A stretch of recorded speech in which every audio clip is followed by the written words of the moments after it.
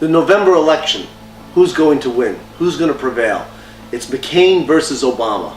Now, you're not going to read this in newspapers, magazines, or listen to television or radio and hear what I'm going to tell you, because they don't talk about certain things. This election really comes down to two tidal waves going against each other, and whichever tidal wave is bigger is who's going to prevail. On the Democratic side, recognize that this is a Democratic year. You've got 8 years of Republican rule, and it's been unfavorable Republican rule. The President of the United States at the moment has about a 27% approval rating. That's George Bush. In addition, you've got the Iraq War, unpopular. High fuel prices, unpopular. Everything seems to be going against the President of the United States. All right? You've got a credit crisis. You've got a housing crisis where for the first time in generations, Americans on a national level have seen a decrease in housing prices. Virtually unheard of. It's never happened in the last 50 years since they've been recording these numbers. So that's the tidal wave on the Democratic side. The tidal wave you have on the other side, going on behalf of McCain, which you will never read about in newspapers, is the fact that Senator Obama is a black African American. To what extent is this going to play?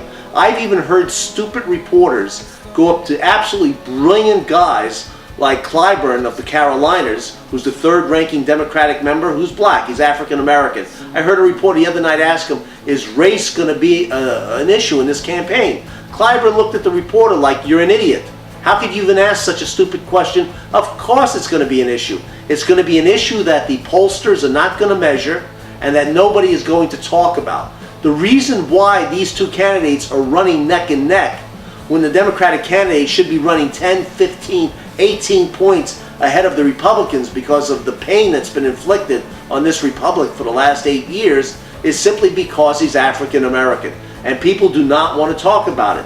There is a certain section of this population in the United States that will not vote for an African American. Now, is this pure racism? Maybe it is, maybe it isn't. But you've got to think about something else. That Senator Obama is going to get 91% of the black vote in this country. Is that not a racist vote? By definition, it's 91%. Not 60-40, not 55-45, but 91%. So by definition, he has captured the entire black vote, including in the Democratic primary. And the reality is, Hillary Clinton and Bill Clinton have done more for black people in the 8 years that they ruled this country than Senator Obama has done if he was 1,000 years old and had 1,000 lives to live. This is the reality. Nevertheless, black people have gone this way. Thank you.